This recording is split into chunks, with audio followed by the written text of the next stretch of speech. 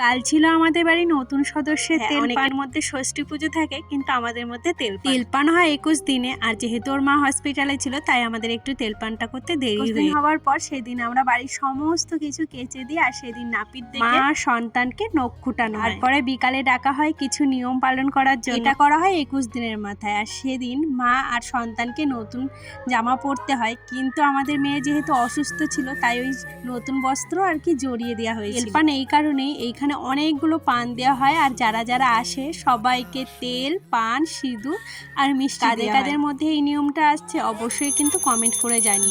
যেই বাচ্চাটা হয় সেই বাচ্চাটার কানের কাছে ঘন্টা বা কাশ বাজানো হয়। এটা কি কথা বলতে আমি জানি না। তেলপানে গিয়ে খালি মিষ্টি খেয়ে এসেছি, আর তেলপানের নিয়ম তো দেখো আমাদের পাড়া থেকে কত বউ এসেছিল। আর এখানে কিন্তু খালি বউদের আর বাচ্চাদেরই ইনভাইট করা হয়। তেলপান শেষ করার পর আমি একটু সবাইকে সিঁদুর দিয়ে দিচ্ছিলাম।